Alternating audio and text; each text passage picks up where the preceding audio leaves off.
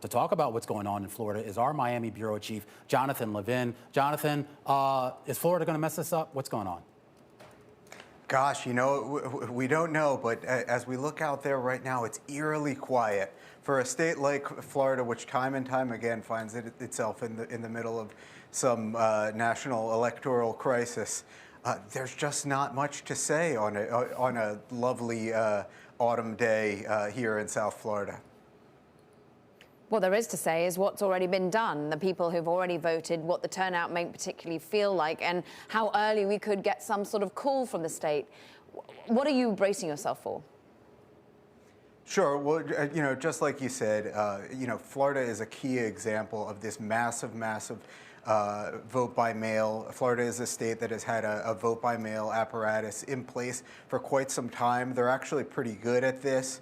It's not one of these states where they need to wait until the last minute to get going. So we do have the expectation that, except for those ballots that came in at the very end, when we start to get results, we're likely going to see the number of votes skyrocket very early on.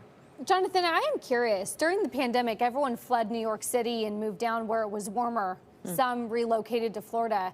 Have you guys done any analysis on what some of the geographic moves that we've seen during this pandemic, if they're still registering now down in Florida, what impact they may have now as we've really seen a big upend in where our population is located?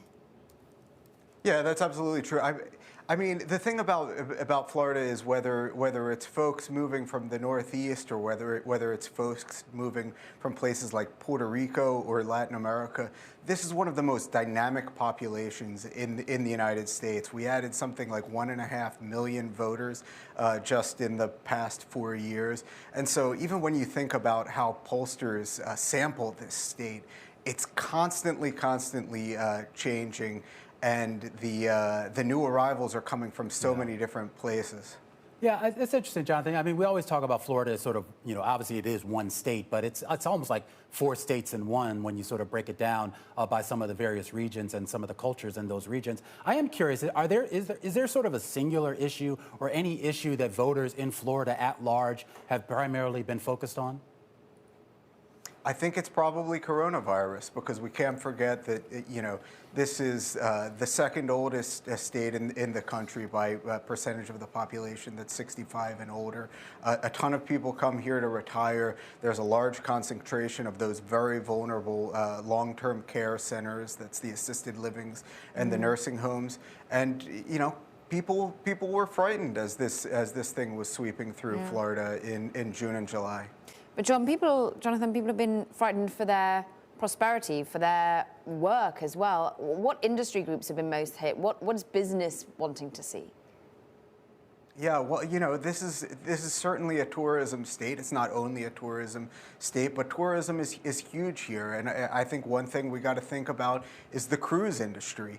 We actually just today, Election Day, got an announcement from the Maine Cruise Industry Association saying that they won't be sailing again from the U.S. until the end of 2020. That's more than 100,000 jobs in the state of Florida.